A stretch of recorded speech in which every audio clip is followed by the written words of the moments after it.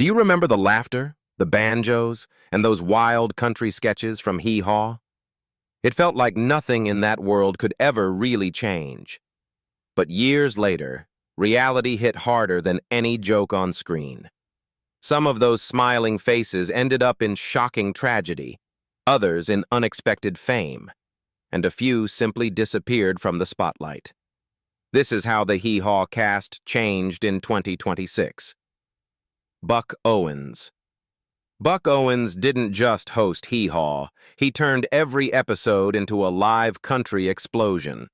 With that sharp Bakersfield sound and a stage presence built on confidence and humor, he became one of the defining faces of American country television. Born on August 12, 1929, in Sherman, Texas, he was 40 years old when he stepped into the hosting role in 1969. By the early 1970s, Buck was already operating at a level most artists never reach. 21 number-one country hits, multiple gold records, and a show that would eventually reach over 20 million weekly viewers at its peak. But everything inside his world shifted in July 1974, when his closest musical partner, Don Rich, aged 32, died in a motorcycle crash. The loss didn't just affect his career, it broke the creative balance that had defined his sound for years. After that moment, success continued on paper, but something inside the structure of his life changed.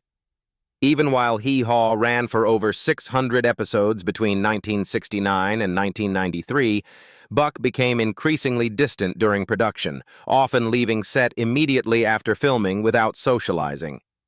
His personal life reflected the same instability.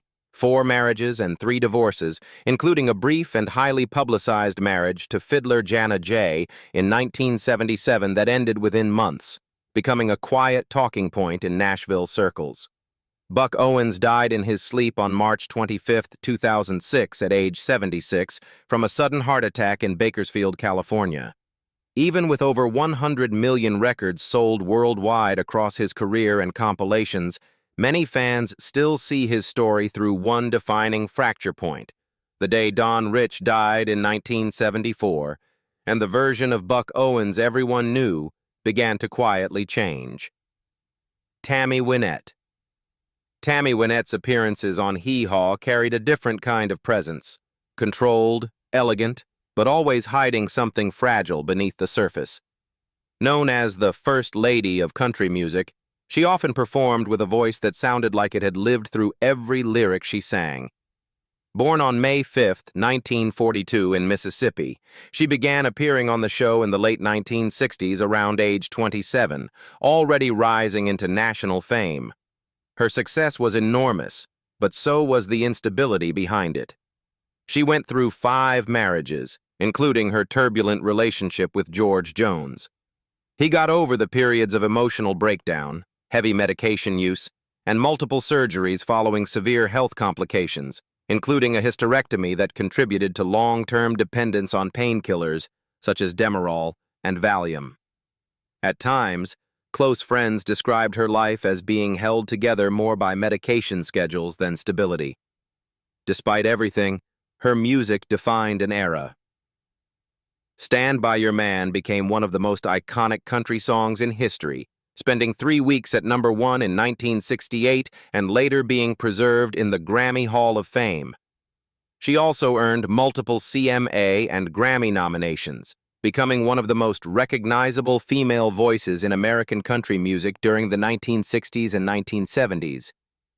Tammy Wynette died on April 6, 1998, at the age of 55 from a pulmonary blood clot while sleeping at her home in Nashville. After her passing, even her gravestone became part of controversy when it was initially inscribed under her married name rather than Tammy Wynette, forcing fans and family to fight for years to restore the identity she had built on stage. Roy Clark. Roy Clark moved through it like a live wire, switching from comedy sketches to blistering banjo solos in seconds. His ability to make complex musicianship look effortless turned him into one of the most recognizable performers in American television. Born on April 15, 1933, in Meherrin, Virginia, he was 36 when he became co-host in 1969. At his peak, Roy was performing on a scale few entertainers could sustain.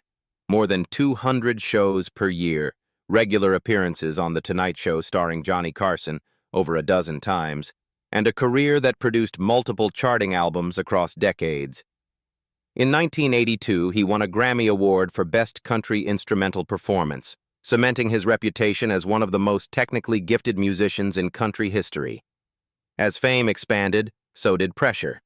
Touring schedules became relentless, and by the late 1980s, those close to him noted periods where exhaustion and alcohol use became increasingly visible behind the scenes. His first marriage to Barbara Joyce Ruppard, 1957 to 1973, ended after years of strain caused by constant touring, while his second marriage was shaped by long absences and an always moving career. Roy Clark passed away on November 15, 2018, at age 85 in Tulsa, Oklahoma, due to complications from pneumonia. Even after decades of global recognition, awards, and television dominance, his legacy is often remembered as one of the happiest faces in country entertainment. Minnie Pearl. Minnie Pearl didn't just appear on Hee Haw. She would burst into sketches with that wide smile, straw hat still dangling its price tag, and instantly shift the entire mood of the scene into pure Southern comedy charm. Her role wasn't just to deliver jokes, but to act like the heart of every sketch she entered. Born Sarah Ophelia Colley Cannon on October 25, 1912, in Centerville, Tennessee, she was about 57 years old when she joined the show in 1969. Her success in country comedy was enormous, with decades of performances at the Grand Ole Opry and television appearances that made her a household name across the United States. She was inducted into the Country Music Hall of Fame in 1975, and her influence extended far beyond comedy, helping shape the identity of Nashville entertainment itself. But behind the laughter, one of the most painful chapters of her life came from a business deal that went wrong on a massive scale. In the late 1960s, Pearl licensed her name to a fast food franchise called Minnie Pearl's Fried Chicken. The chain later collapsed amid financial scandal and stock manipulation allegations, triggering legal disputes and public scrutiny. Her name was dragged through investigations and lawsuits, creating a rare moment where her wholesome public image was tied to controversy she did not create or control. Later years brought even more physical suffering. She battled breast cancer, underwent a double mastectomy, and later suffered a major stroke in 1991 that ended her performing career. By the time she entered long-term care in Nashville, she was no longer the energetic figure from television, but someone living quietly with limited mobility and declining health. Minnie Pearl passed away on March 4, 1996, at the age of 83 following a severe stroke, leaving behind a legacy that mixed joy, resilience, and a surprising amount of private hardship behind one of comedy's brightest smiles, George Jones. When George Jones stepped onto the Hee Haw stage as a special guest, he'd just need one line, one note, and the entire room could feel the weight of his voice. Every performance carried a kind of emotional crack in it. Born on September 12, 1931, in Saratoga, Texas, he began appearing on the show in the early 1970s at the age of 40, already carrying the reputation of a living legend in country music. By that point, the legend came with a darker reputation, too.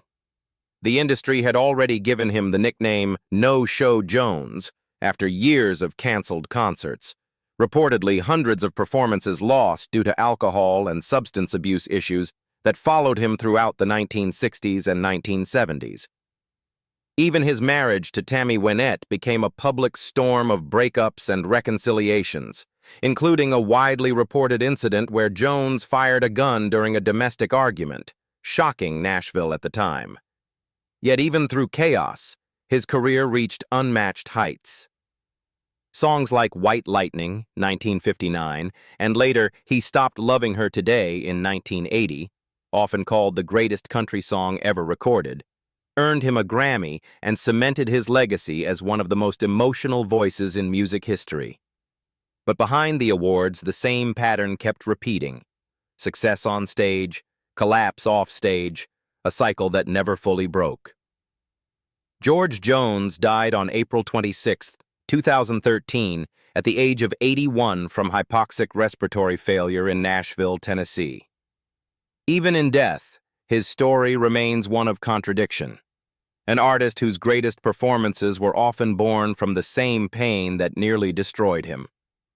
Gunilla Hutton. Gunilla Hutton appears in Hee Haw during musical breaks, often delivering soft country vocals with a polished stage charm that contrasts the show's chaotic humor. Her role leans more toward elegance than comedy, giving the program a steady, classic country tone whenever she steps into frame.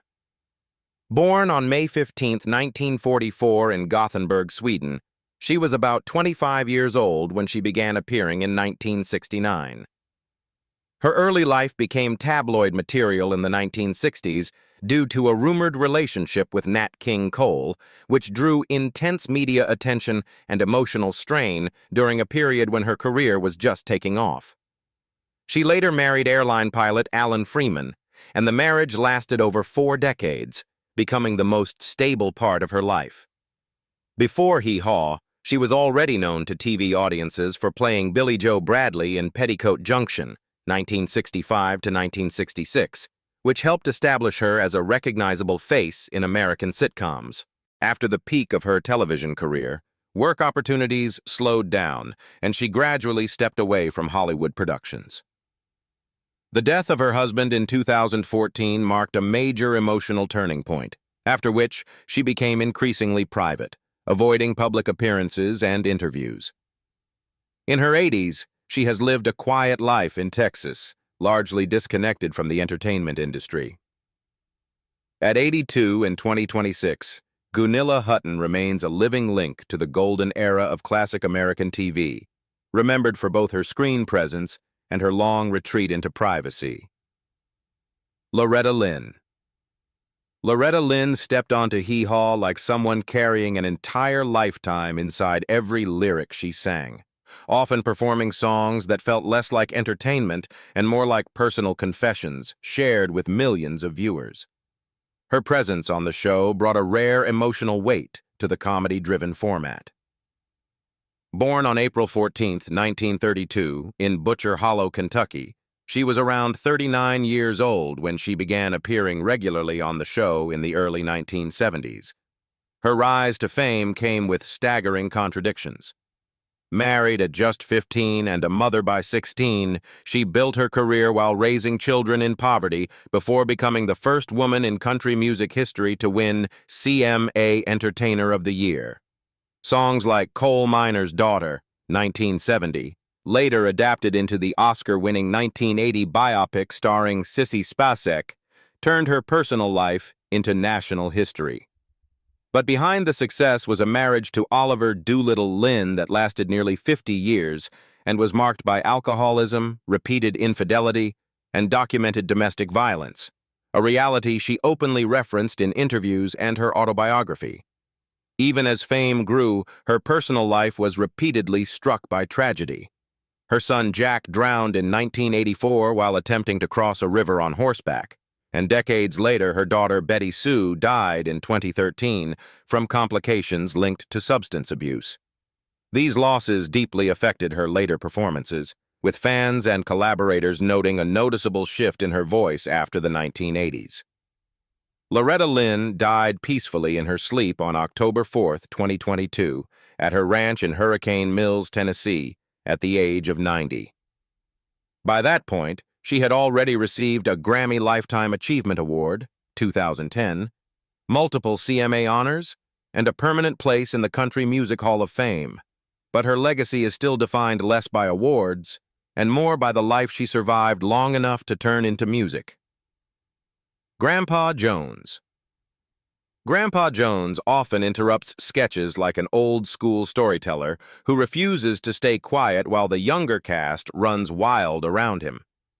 His presence as the curmudgeonly country grandfather, becomes the show's comedic anchor with sharp one-liners, exaggerated scolding, and those trademark yodel breaks. Born Louis Marshall Jones on October 20th, 1913 in Niagara, Kentucky, he was about 56 years old when he joined the show in 1969. That grandpa persona actually came from hardship rather than age. Raised in a poor farming family with 10 children, he grew up in an environment where discipline came early and softness didn't last long. His banjo skills developed during years of traveling as a country performer, eventually earning him a place in the Country Music Hall of Fame in 1978, long before television made him a household name. But one night in 1973 changed everything. He was one of the first people to arrive at the home of fellow performer Stringbean after the brutal double murder of Stringbean and his wife Estelle, discovering the crime scene that would haunt him for the rest of his life. Testifying in court against the killers forced him to repeatedly relive the trauma. Later, his personality shifted afterward, becoming quieter, more withdrawn, and increasingly affected by insomnia and anxiety. Grandpa Jones died on February 19, 1998, at the age of 84 after suffering 2 consecutive strokes. For us, his later years were marked by emotional scars that never fully healed from witnessing one of the darkest tragedies in country music history. Merle Haggard. Merle Haggard has lived every lyric he sings, delivering performances that often feel like quiet confessions wrapped inside country melodies. His role as a special guest often shifts the tone of the show, bringing a grounded. Born on April 6, 1937 in Oildale, California, he was around 36 years old when he began appearing frequently on the show in the 1970s. His story was already legendary by that point. After losing his father at age 9, he drifted into juvenile delinquency, eventually landing in San Quentin prison, where he saw Johnny Cash perform, a moment that completely redirected his life. After his release and pardon in 1972 by President Ronald Reagan, he became one of the defining voices of outlaw country, producing over 38 #1 country hits, including the iconic Okie from Muskogee, 1969, which sold millions and sparked national debate during the Vietnam era. But success never fully erased instability. Haggard went through 5 marriages, struggled with cocaine addiction during parts of the 1970s to 80s, and openly battled depression, often describing himself in interviews as someone constantly trying to outrun his own past. Even in his later years, after being honored with a Kennedy Center honor in 2010, he was diagnosed with lung cancer and underwent part of a lung removal surgery. Merle Haggard died on April 6, 2016, his 79th birthday, due to complications from pneumonia at his home in California. Until the very end, he insisted on performing, sometimes on stage with oxygen hidden under his shirt, turning his final years into a haunting image of an artist who simply refused to leave the music he had built his entire life around. Misty Rowe. Misty Rowe brings a playful, almost exaggerated innocence to Hee Haw, often appearing in comedic sketches alongside Junior samples, where her bubbly reactions and naive delivery heighten the humor of every scene.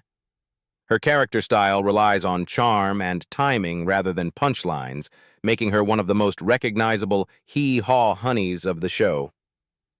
Born on June 1, 1950 in Norman, Oklahoma, some sources list 1952, she was around 20 years old when she joined in 1972. Her career, however, became tightly locked into that same image. Even though she appeared in projects like Happy Days and the TV film Goodbye, Norma Jean, 1976, where she portrayed Marilyn Monroe, she struggled to escape the blonde comedic side character label that followed her for nearly 2 decades. That typecasting limited her chances in more serious dramatic roles despite her visibility on national television. On a personal level, she went through 2 divorces, from J.D. Ligier and James DePaiva, each adding emotional strain while she also raised her child largely on her own. Over time, she began speaking more openly about the darker side of the Hee Haw environment, including behind-the-scenes pressure and industry sexism that many female cast members experienced but rarely discussed publicly. Now, at 75 years old, Misty Rowe lives a quieter life in California, dealing with age-related health challenges, but still remembered for her long run on one of America's most iconic country comedy shows. Lulu Roman. Lulu Roman didn't just appear on Hee Haw. She often entered sketches with a mix of humor and vulnerability, turning simple comedic moments into something that felt strangely emotional. Born Bertha Louise Habel on May 6, 1946, in Dallas, Texas, she was 23 years old when she joined the program in 1969. Her timing and expressive reactions made her stand out even in a cast filled with larger-than-life personalities. Her life story, however, began far from comedy stages. Abandoned as an infant and raised in the Buckner Orphans' Home, she grew up with untreated thyroid disease that caused severe weight gain, leading to years of rejection and isolation as families repeatedly passed her by during adoption visits. By 18, she left the orphanage with no family support and later struggled to survive in low-paying entertainment work, including performing in nightclubs before being discovered by Buck Owens and brought into the Hee Haw world. Even after fame arrived, stability never fully followed. She was dismissed from the show in 1971 during a period of addiction and personal crisis, while also facing single motherhood. Although she later rebuilt her career through gospel music, earning a Dove Award and being inducted into the Country Gospel Music Hall of Fame, her private life was repeatedly shaken by tragedy. In 2017, the death of her son Justin devastated her emotionally, and friends later described her final years as marked by declining health and deep grief before her death from heart failure. Lulu Roman passed away on May 4, 2024, at the age of 78. Her legacy remains a rare contrast in entertainment history. Someone who survived abandonment, addiction, public rejection, and personal loss, yet still managed to rebuild herself through faith, music, and television comedy. String Bean appeared like a living piece of rural American history, with his towering frame, worn-out banjo, and a style of humor rooted in Appalachian storytelling. Every performance felt spontaneous, almost unpredictable. Born David Aikman on June 17, 1915, in Annville, Kentucky, he was 54 years old when he joined the show in 1969. His career was built slowly through decades at the Grand Ole Opry. But behind that public image was a man shaped by extreme poverty during the Great Depression. He reportedly kept large amounts of his earnings in cash, refusing banks entirely after witnessing economic collapse in his youth, a decision that would later define the darkest turn of his life. On November 10, 1973, that fear turned fatal. After performing at the Grand Ole Opry, String Bean and his wife Estelle returned home and were ambushed by two intruders who believed he kept large sums of money hidden inside his house. He was shot and killed at the doorway, and his wife was also murdered while trying to escape. Ironically, the attackers found almost nothing of value. The money was later discovered hidden inside the walls of the home, untouched for years. String Bean died at the age of 58. And his murder remains one of the most shocking crimes in country music history. What makes his story even more haunting is the cruel irony. A lifetime spent hiding money out of fear ended in tragedy, even though the fortune he tried to protect was never actually stolen. Ronnie Stoneman. Ronnie Stoneman would storm into Hee Haw segments with her banjo already firing, often turning a simple musical break into a chaotic burst of lightning-fast picking and sharp comedic timing. As Ida Lee Nagger, she played the loud, stubborn, no-nonsense wife archetype who never backed down in any argument, often cutting through sketches with rapid-fire banjo runs and exaggerated reactions that made her one of the show's most unpredictable comedic forces. Born on May 5, 1938, in Morristown, Tennessee, she was around 35 years old when she joined the program in 1973. Behind that explosive stage energy was a life built on survival more than choice. Growing up as the 15th of 23 children in the legendary Stoneman musical family, she learned banjo in a household where music was less tradition and more necessity, with practice sessions that reportedly went on until her fingers bled. Even after Hee Haw became a national hit drawing tens of millions of weekly viewers in the 1970s, she faced ongoing pay inequality, with female performers often earning significantly less than their male counterparts, despite equal screen presence and popularity. When the cameras stopped rolling, reality became far harsher. With the decline of mainstream television variety shows, her income dropped sharply, forcing her and her sister to perform at small fairs and local events just to stay afloat.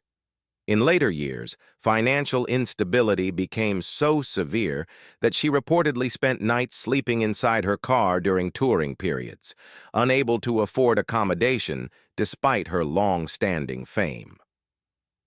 Ronnie Stoneman died on February 22, 2024, at the age of 85.